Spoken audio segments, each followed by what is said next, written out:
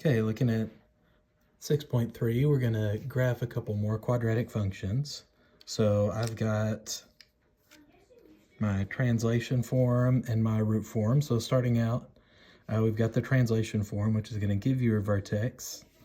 So remember, we're taking the opposite of whatever the x value is, the value next to it. So that's a -1, and we'll change that to a +1. But then the y value stays the same as a -4. So I've got that as my vertex, +1, -4. And that's also going to be my axis of symmetry. So if I go 1, I'll put that point right there. And then finding a few more points on this, we can just plug it in, or we've got the option of taking this and putting it into the calculator. So on your calculator, if we go to y equals, and I'll put in, just like it looks, 3x minus 1, all of that squared, minus 4, then it should give me the graph as it looks.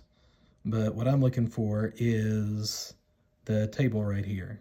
So on this, I can look at my table and get a little bit more information. So first, I'm just checking my vertex that I've got at 1. It's -4. That's the lowest point. And so I'll just do a couple more around it. So at 2, it's a -1. And at 3, it would be 8. 0 is also -1. And at -1, it's 8 again. And we'll just use those points to graph it and get our information from. So I've got my 1, -4. 0 is -1.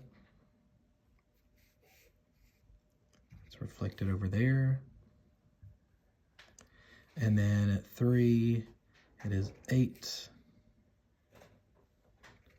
Right there. And so that gives me my graph of that one, just using that table. Just finding the vertex and making sure we're able to graph it on this one using that form. We should know the axis of symmetry would be right there at +1. The roots we did not find, those are going to be a little bit different. They didn't show up on our table, but we could find those plugging in if we needed to. Then always be thinking, of course, about your domain and range of this as well. And looking at the next one, I've got the root form here that is y equals 3x times x plus 2.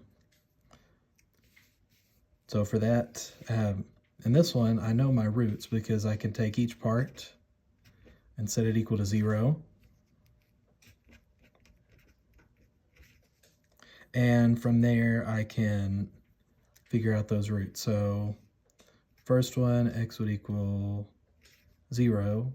And on the second one, x equals -2. So I get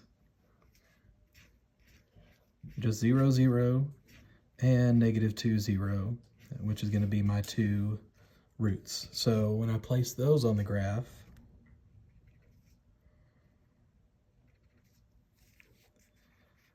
I've got them there like that. That means my axis of symmetry I'm going to have is going to be right in the middle of those. And so my vertex is going to have an x value of -1. And to figure that out, where my vertex lies, I could just put in a -1 for the x value.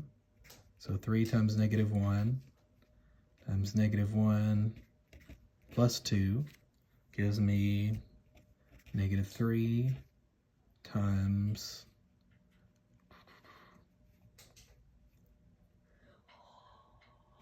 +1 And so multiplying that together, looks like I would just have a -3. And so we'll go back to our calculator and take that and check it. So back in y equals, I'll put 3x times x plus 2. And looking at my table, so my vertex, so I've got those points that I had already, vertex of -1, -3. Then 0, 0, and I can go ahead and put 1 and 9 there.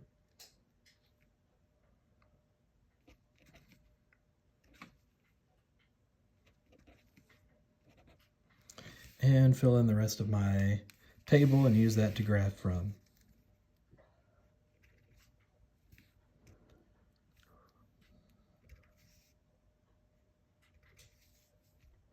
And so from there, got my parabola there, my vertex. We're also able to find the roots pretty easily for that one. And then graph it just from that. So we'll go over a new form in the next video as we continue looking at 6.3.